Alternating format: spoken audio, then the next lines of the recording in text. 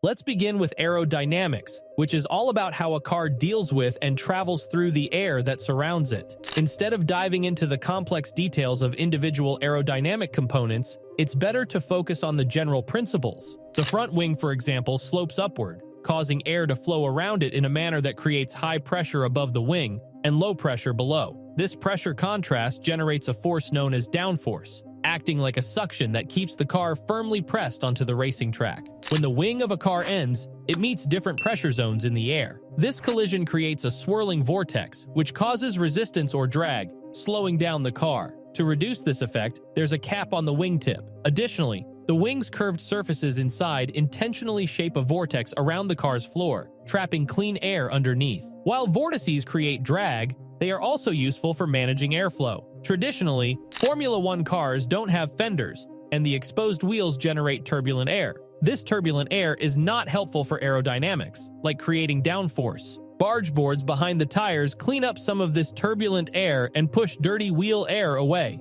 The small gap between the car's floor and the track transforms the entire floor into a downforce generator. The air squeezes and rushes beneath the car, creating different pressure than the air above. The floor's forward tilt, known as rake, creates low pressure, and a diffuser at the rear enhances this effect with an upward curvature. The diffuser also uses vertical vanes to control the large vortices that form behind the car as air flows out from underneath. Fresh air flows through the car to keep it cool. This air travels from the side pods through the car and exits under the rear wing. The car's sleek design helps air move smoothly around it, ensuring stable handling even in extreme situations. The upward curve of the rear wing is crucial for creating downward force, and it has special features like notched end caps and louvers to control the air and shape the wing's vortex. In wet conditions, you might notice misty wingtip vortices. When the drag reduction system is activated, a hydraulic actuator adjusts a part of the rear wing.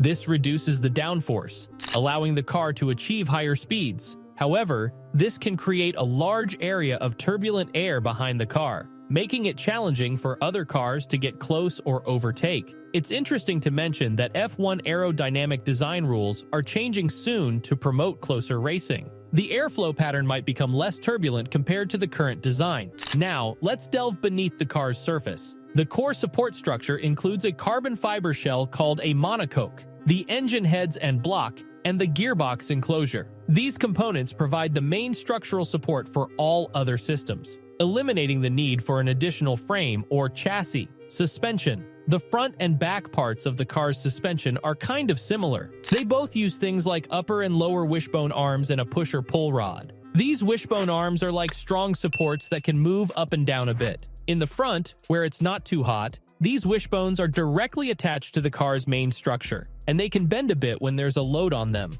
But at the back, where the engine heat is intense, they use spherical bearings instead. The pusher-pull rod is what makes things happen. In our car, we have push rods in the front and pull rods in the back, and this just tells us how the system is set up, either pushing or pulling the connected suspension parts. It's good if these parts can be set up low for a lower center of gravity. The pull rod connects to a rocker and damper, which we usually call shock absorbers in regular cars. But in F1, they use a small metal rod called a torsion bar instead of big coiled springs. This bar twists when there's a load. The heave spring and damper are important for the car's up and down movements, especially during things like accelerating or braking. The heave spring in our car is like a stack of flexible cone-shaped washers that squish together under a load. You can add or remove washers to make small adjustments. The front and back suspension do similar things, but in different ways. The steering system is part of the front suspension. A track rod connects each tire to a standard hydraulic rack and pinion setup.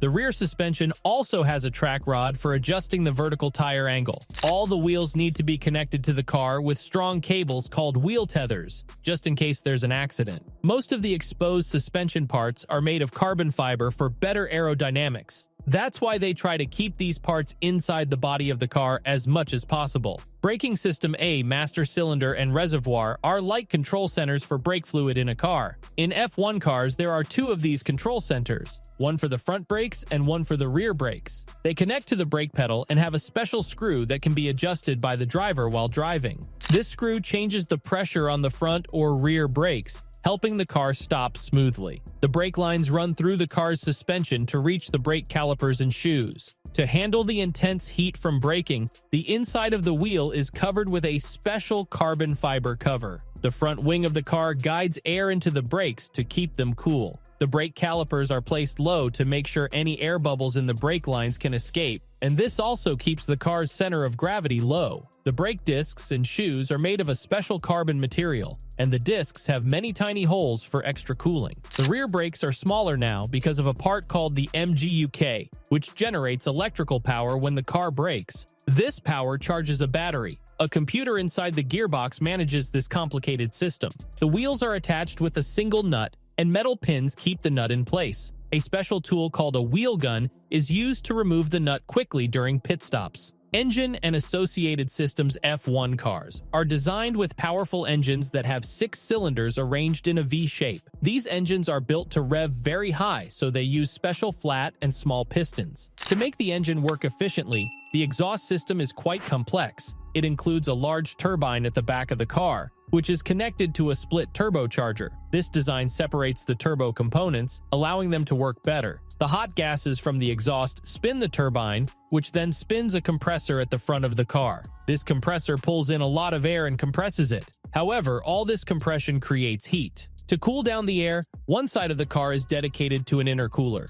The air comes in through an intake duct above the driver's head. It then goes through the compressor, gets cooled by the intercooler, and is directed to different chambers that distribute the air to each cylinder. This setup helps keep the air pressure balanced. The exhaust system also includes wastegates to manage excess gases and a heat recovery unit called the mgu-h. This unit turns the extra heat from the turbo into electricity to charge the car's battery. Energy recovery system. The mgu-h and mgu-k work together to give a modern F1 car its hybrid power. They both create electricity to charge the car's battery. Once the battery is full, it sends power to the mgu-k, which adds up to 160 horsepower, like having a whole extra engine for a small car. Cooling on the other side of the car, there are extra radiators to keep things cool. These include the main engine radiator, an oil cooler, and a battery cooler. There's also another set of radiators in the way of a special air duct to cool hydraulic oil, gearbox oil,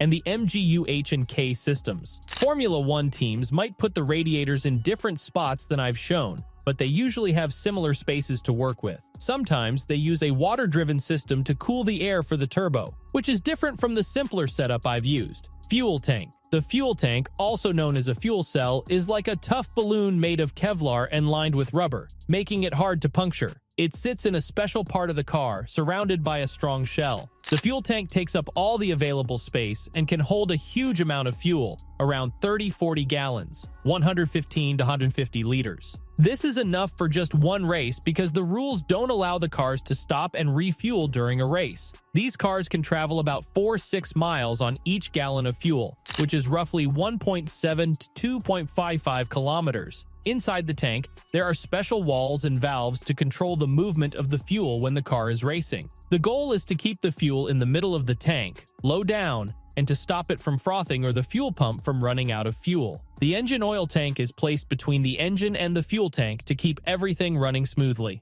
Gearbox. The car has an 8-speed gearbox with 7 forward gears and reverse. This gearbox is located behind the engine in an aluminum cartridge. The rear differential gears link to rear axles using special tripod joints, enabling the axles to tilt along with the rear suspension movement. Safety systems. Formula 1. Cars are equipped with strong safety features to keep drivers secure. In case of a rear impact, the rear crash structure offers protection. The aerodynamic bodywork conceals side crash structures.